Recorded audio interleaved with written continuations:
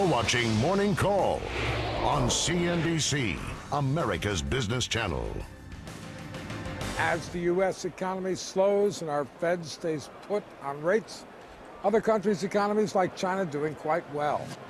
With this divergence between the economies, is it good for the U.S. if we are no longer the engine for global growth? Here to weigh in on the topic, Martin Bailey, Senior Fellow at the Peterson Institute for International Economics. He says yes. Deborah Wince-Smith, President of the Council on Competitiveness, says we benefit from remaining the global leader. Deborah, why must we be the leader? Well, our standard of living really depends on having a very, very strong productivity growth and not competing on standardized products and services. And we've been the global leader of growth. Over a third of all global growth has been driven by the U.S. And we project in the next 15 years we will continue to be the global growth leader. Martin, you know, say what you will, it's kind of good to be king. Oh, I think the U.S. is king. There's no question. We're top in terms of technology, the size of the economy, the dynamism.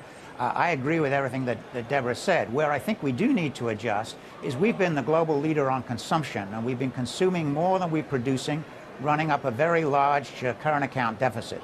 So that is part of what we've done as the global growth leader, because we're the source for everyone else's exports. Going forward, I'd like to see us narrow that gap a little bit. That's why I think it's great that Europe and Japan and China are growing rapidly. They can be a destination for our exports, which I expect to grow strongly. Deborah, you disagree or agree? No, absolutely, I agree. You know, the whole issue is really the global trade imbalances. Over 5% of our GDP is really now in our current account deficit. We need to save more in the United States, and the rest of the world needs to consume more. And it's really not a zero-sum game. Exactly. It's in our interest to have strong, growing economies throughout the world. Yeah, but, you know, the biggest deficit now is with China. They're never going to be, or certainly not in lifetimes, going to be in a position to buy a significant amount of American goods, are they?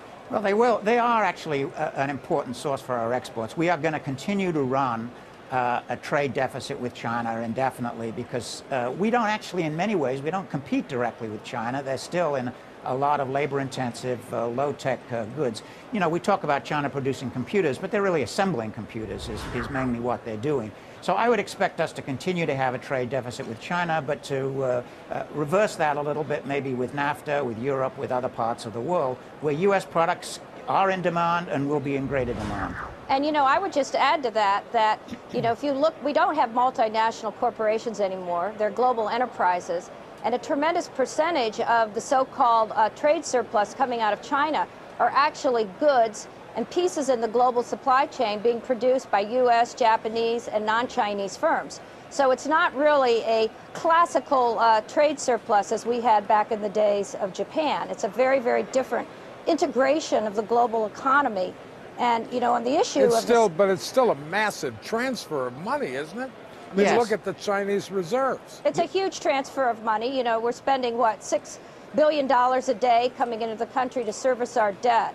And, you know, the currency adjustment, it all has to be dealt with China. And I think, very importantly, the intellectual property issue. That is really an Achilles heel. I do think they need to get to a more flexible exchange rate system. I don't think they need to run up their reserves in the way they are. Their own current account surplus is going from 2 to 4 to 6 to 8% of GDP. So I think some adjustment is needed there. How well can the world get along without us? It can't. They can't. So we catch a cold, the rest of the world's still going to be sneezing and sniffling. Well, if we went into a severe recession, which I don't expect, but if we were, it certainly would cause sniffles definitely around the world. What we have seen, though, is that even though actually the U.S. Trade deficit, current account deficit has leveled off and U.S. growth is slowing, actually Europe and Japan are still doing well. So I think there is scope for adjustment. We want to do it gradually, not in some sudden change.